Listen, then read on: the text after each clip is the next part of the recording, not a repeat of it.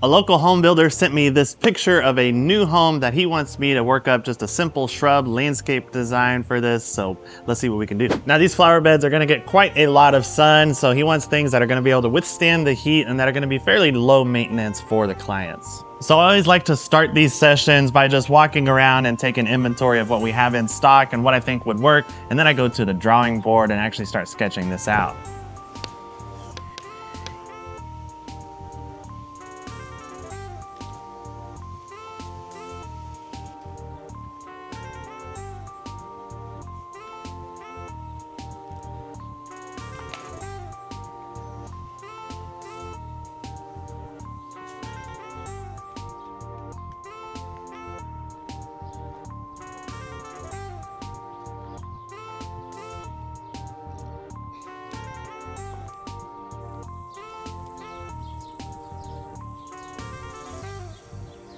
All right, so let's get to work on this thing.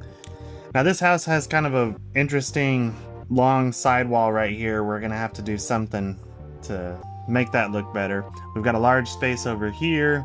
Got a pretty big space here underneath the house number. I know for sure I want to get just some low growing shrubs under these windows, kind of match both sides. So I'll start there with just some dwarf yopons. Those are gonna be a great choice for this spot.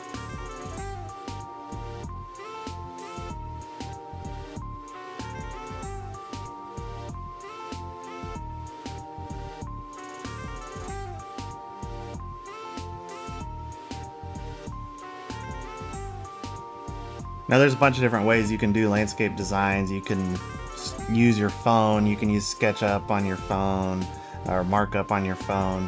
You can print it out and draw on it. There's also different apps that you can use to add plants in here.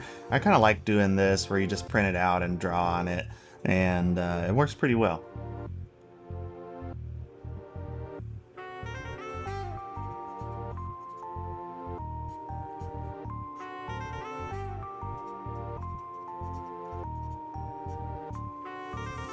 Now in this place, we've got room for something bigger. I think it'd be fun to do something flowering over here. We had some of those kind of semi-dwarf crepe myrtles. They won't get too big. Not like a tree-form crepe myrtle, so we could do a happy little crepe myrtle over here.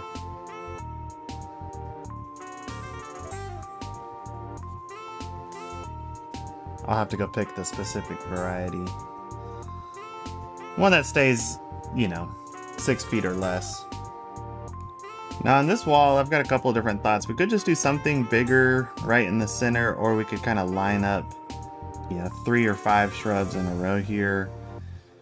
I think I'm gonna go with 3 shrubs in this spot and something that'll get, you know, medium height. And I think a good choice for this would be your Texas sage. So we'll plop 3 of those there.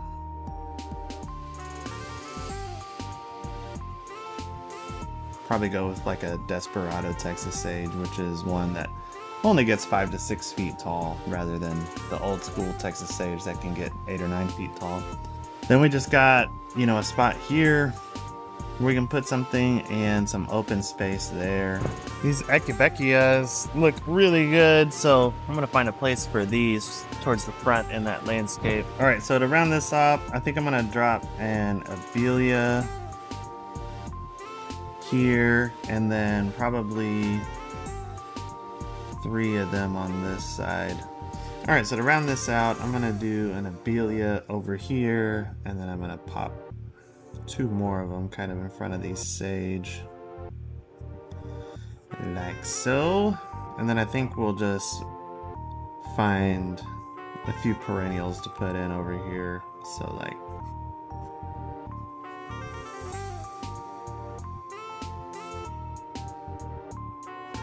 something like that.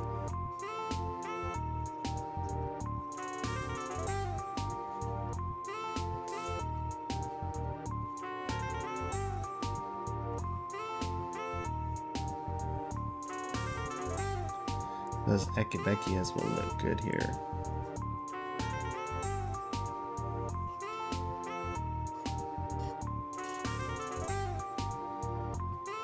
And then find something for that spot. Let's silver threads, helichrysum. That'd be a cool one to mix in there.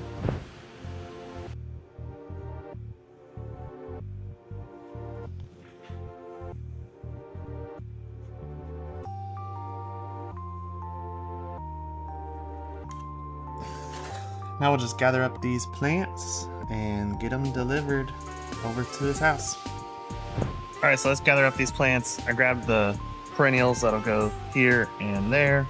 Now let's get the shrubs. For my abelia, I want a dwarf variety, so I'm gonna go with these Milky Ways, and I'll need 3 total.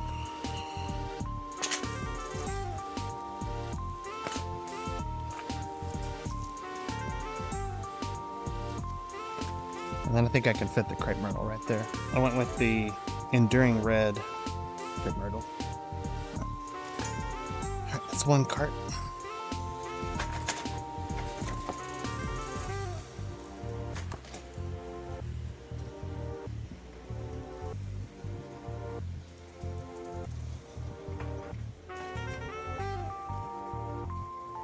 Alright, I just need to grab 3 Texas sage and 6 dwarf yopon.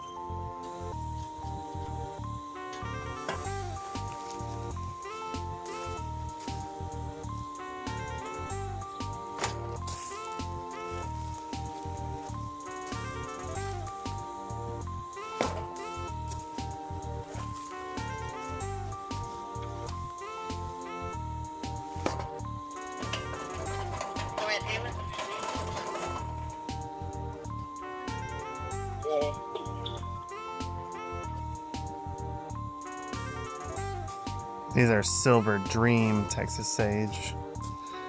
Let's get 3.